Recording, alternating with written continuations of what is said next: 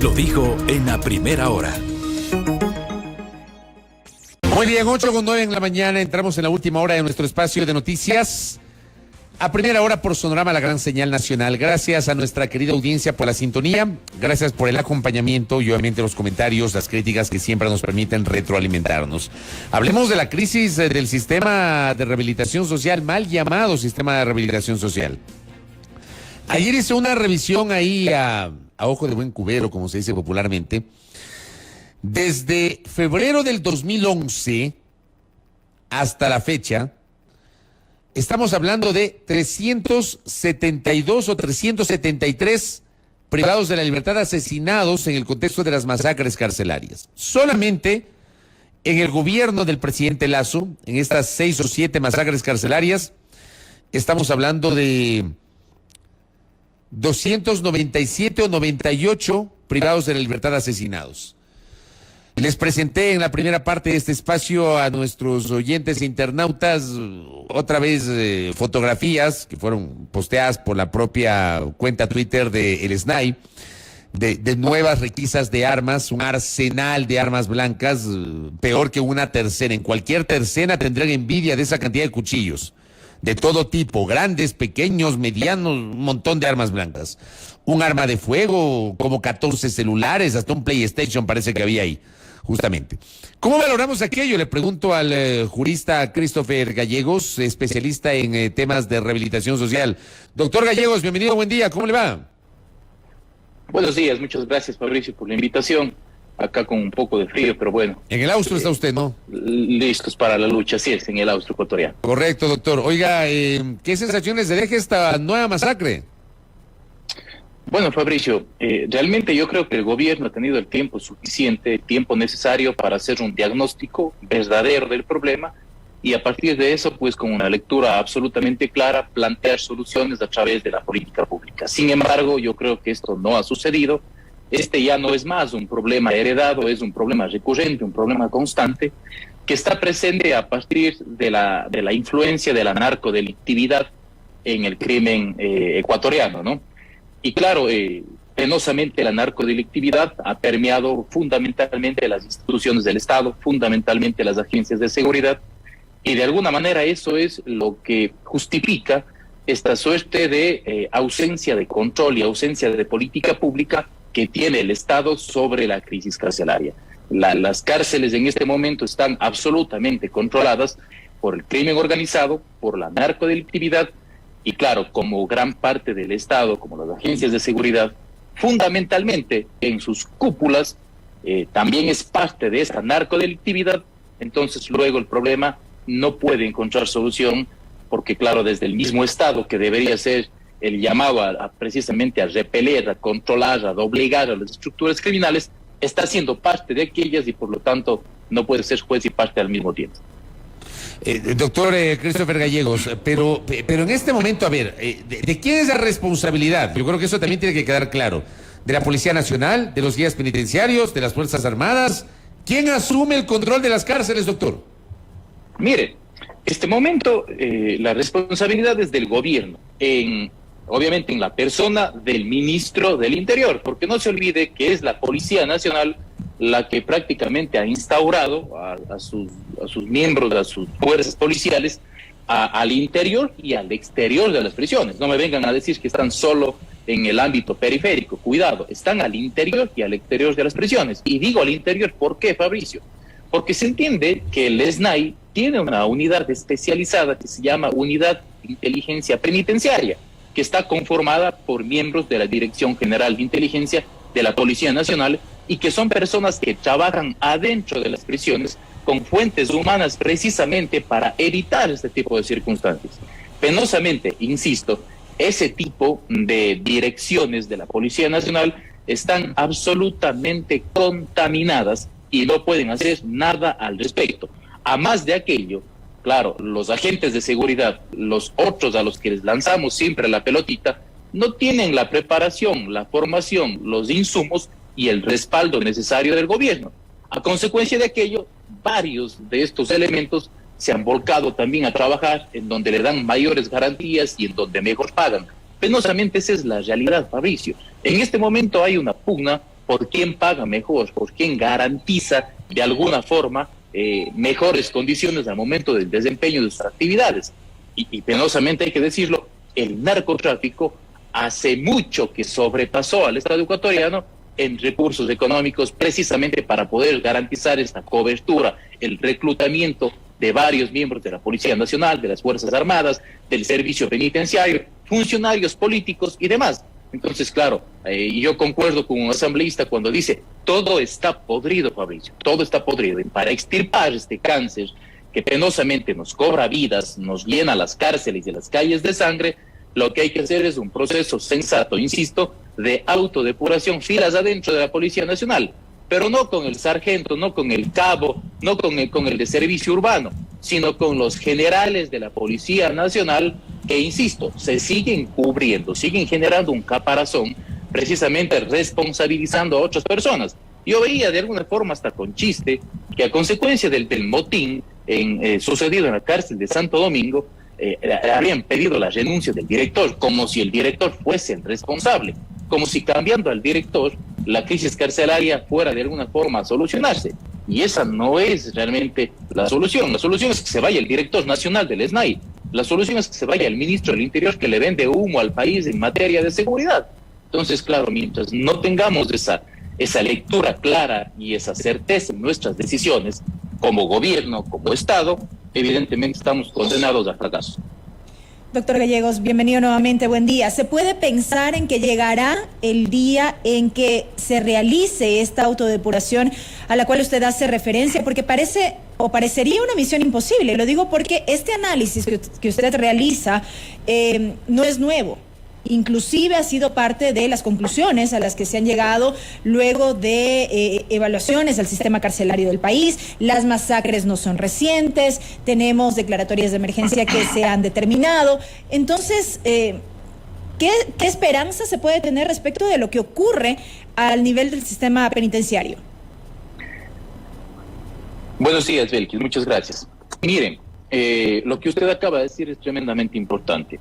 Hace algún tiempo se formó una comisión pacificadora que estaba liderada por Nelsa Curbelo, quien, entre otras cosas, se apartó de esta comisión precisamente indicando de que era casi imposible generar un proceso de pacificación porque había un grupo de la cárcel, una banda de la cárcel, que no quería sentarse con la otra porque la otra banda trabajaba precisamente con miembros de la Policía Nacional. Protegía, decía ella, protegían a la Policía Nacional o el Estado, protegía a determinados líderes de estructuras delictivas. Y en efecto, eso es lo que está pasando. Eso es lo que ha desencadenado esta ola de violencia, ¿no? Mire, hace mucho tiempo en el Estado ecuatoriano la historia del crimen refleja que había pugnas entre estructuras delictivas, criminales, por evidentemente tomarse las plazas de la distribución de la droga, por tomarse los brazos armados para generar servicios de sicariato y todo lo demás. A partir más o menos del año 2017, a raíz de que la narcodelictividad logra ingresar al Estado ecuatoriano porque ve un Estado tremendamente débil en materia de seguridad, existe un financiamiento sin límites para conformar determinadas estructuras criminales y garantizar precisamente la exportación de droga, de alcaloides, el sicariato, de obligar a funcionarios públicos, reclutar a funcionarios públicos y más. A partir de esto se fragmenta la criminalidad en el Ecuador, se fragmentan varios grupos delictivos y claro, uno de esos grupos delictivos pasa a trabajar directamente con las agencias de seguridad del Estado. Eso ha desencadenado precisamente una guerra por parte de todos los otros grupos criminales de las estructuras delictivas que evidentemente están inconformes con que la Policía Nacional fundamentalmente proteja a ciertos líderes de estructuras delictivas.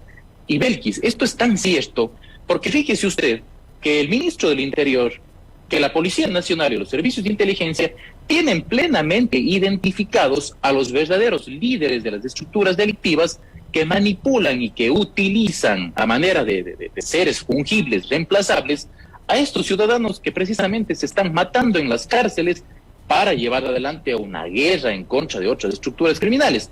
Y sin embargo, el ministro del Interior, la Policía Nacional, nada han hecho al respecto. De hecho, mandaron un mensaje diciendo, bueno, si ustedes se quedan tranquilos, no los vamos a tocar. Y claro, llevamos a otros 5 desde Turi, a manera de chivos expiatorios, hasta una cárcel, entre comillas, de máxima seguridad como es La Roca, ¿no? Cuando realmente la solución pasa por llevar a los verdaderos líderes que tienen perfectamente identificados. La explicación está en que no los llevan porque evidentemente tienen un acuerdo que yo diría incluso tiene tintes de ilegalidad del país.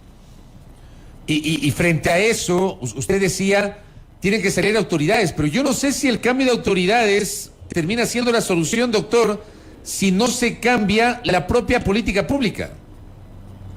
Mire, yo digo en este momento, ahora mismo, que hay que hacer cambio de autoridades. ¿Por qué? Porque el sistema está policializado.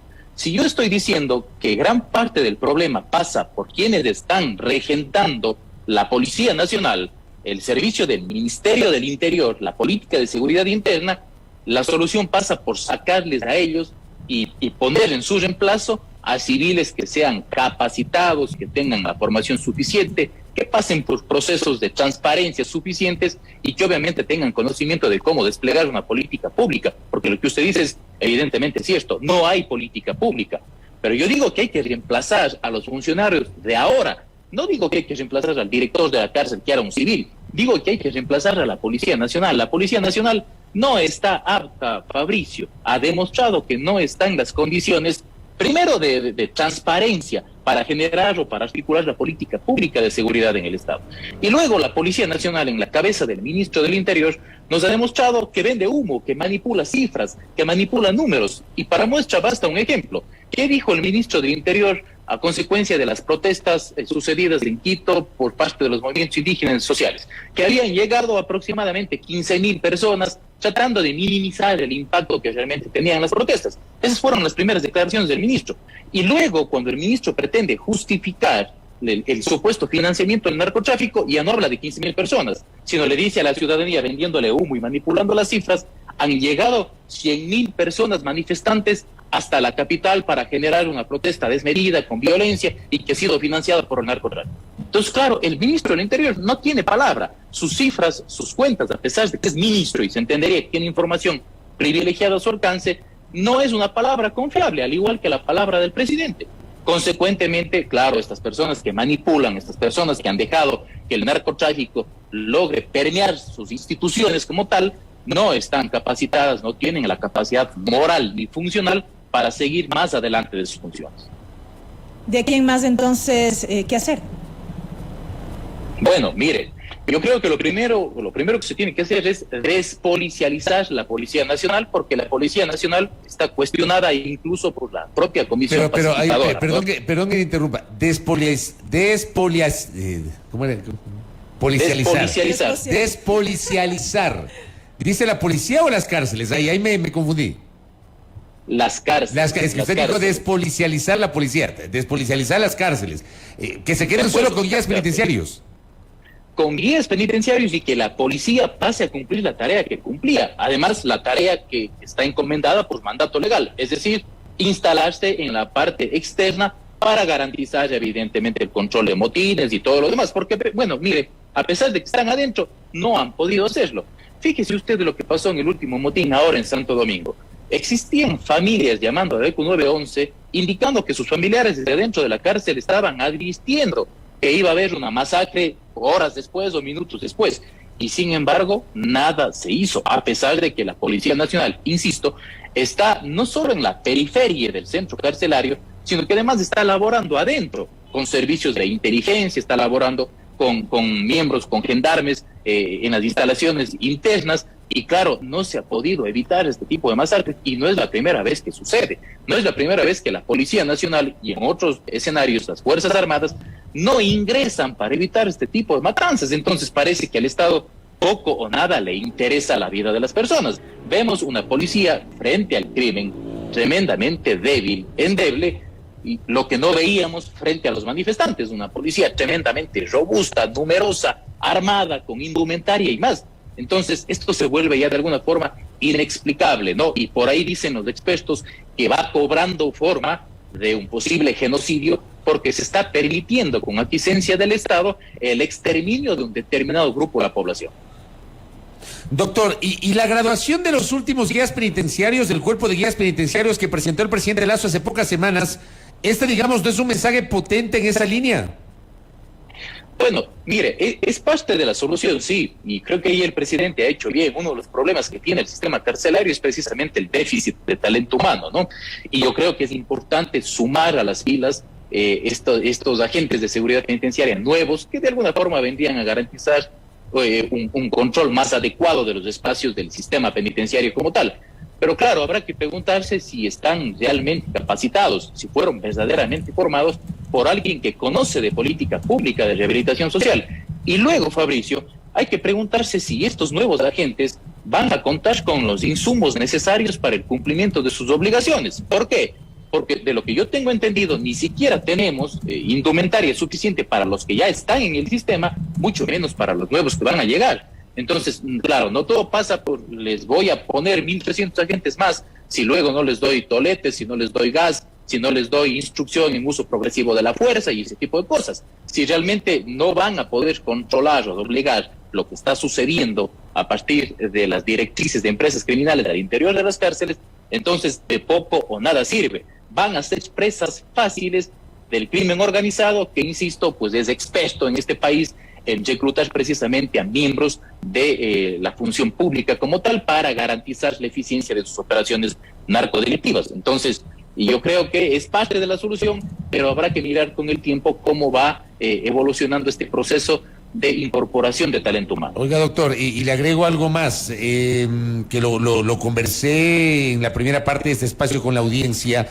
el nivel de violencia que hoy tenemos en las cárceles. Usted que es el especialista, yo no sé si hay antecedentes de lo que estamos viviendo, en el sentido de que ya no basta con asesinar, sino que se decapitan, se cortan las extremidades, el cuerpo de los privados de la libertad. Yo no recuerdo, salvo que esté equivocado, pero no recuerdo episodios de similar violencia en el pasado en las cárceles, doctor. No, Fabricio, usted está realmente en lo correcto. Esto no tiene precedentes en la historia del sistema carcelario ecuatoriano. Bueno, han existido muertes, las cárceles no son un convento ni un jardín de infantes, son espacios usualmente violentos, han existido muertes y todo lo demás. Sin embargo, insisto, a partir del año 2017 más o menos, que esto se desencadena cuando la narcodelictividad ingresa a controlar o a de alguna forma financiar, a utilizar estructuras criminales del Estado ecuatoriano, se empieza a generar este tipo de crímenes que solo se veía precisamente en donde los carteles de la droga tienen mayor influencia, ¿no? En México, en Colombia, y claro, se empiezan a replicar acá este tipo de crímenes absolutamente perversos, macabros, con un nivel de maldad, si se quiere, con un nivel de ensañamiento tremendamente profundo, ¿no?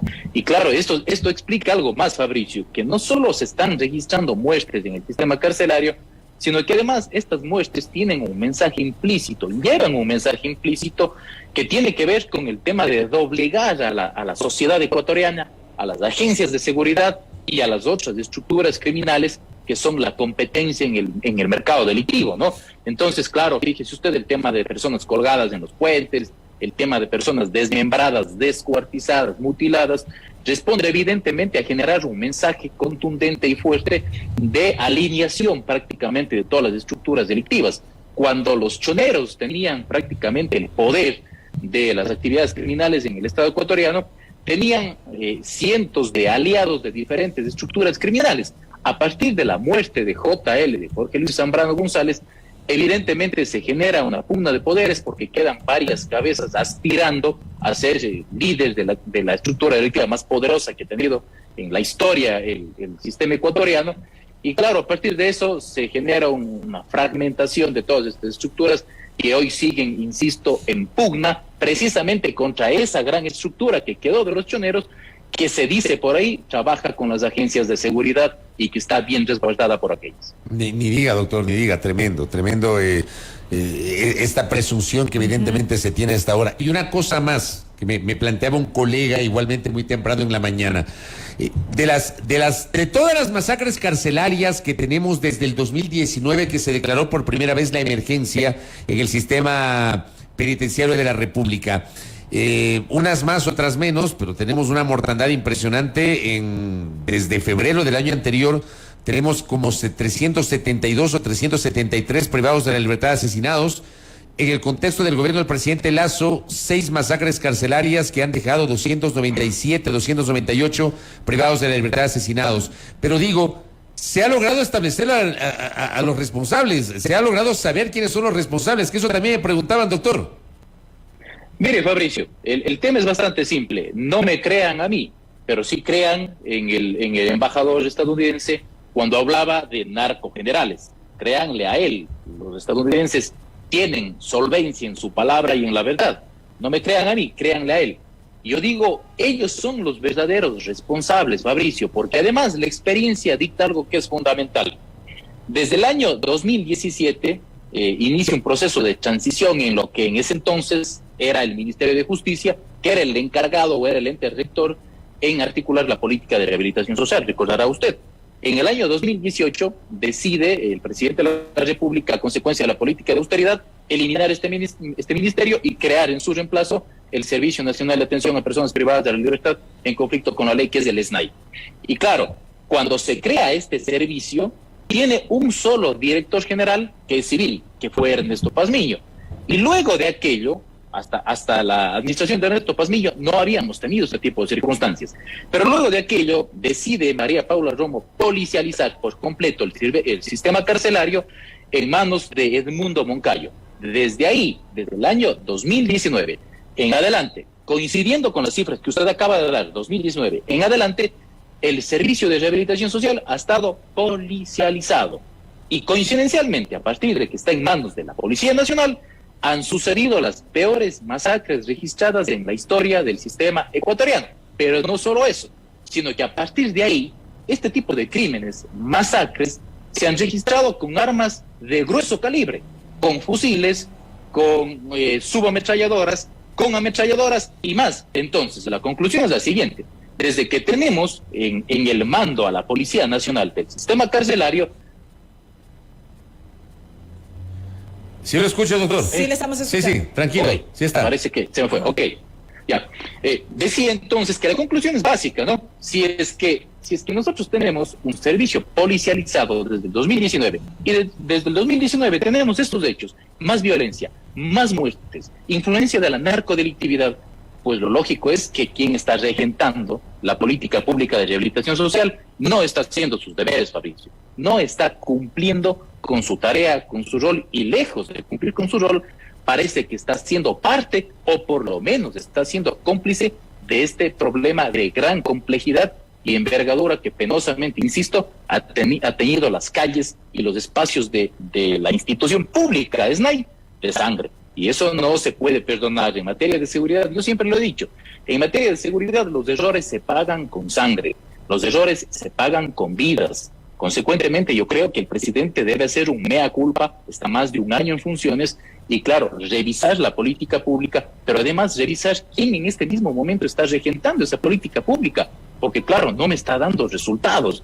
Fabricio, errar una vez es de humanos, perfecto, se equivocó el presidente de la República con la designación de estas personas, pero errar ahí mismo ya es de necios. O sea, la Policía Nacional no da resultados manejando el sistema carcelario. Pues bueno, hay que cambiarlo. Esa es la solución a priori. A corto plazo, esa es la solución plausible que yo veo, sin declararme enemigo de las fuerzas policiales, porque también hay miembros destacables de esta institución. Correcto, doctor Christopher Gallegos, gracias por el tiempo, que tenga un buen miércoles, muy gentil. Le agradezco, Fabricio Belkis, un buen Gracias. día. Muy amable. Buen día con la audiencia. Gracias a Christopher Gallegos, jurista especializado en materia de rehabilitación social. En un país donde, vea, no hay rehabilitación social. Primera plana. Todas las noticias, todas las voces.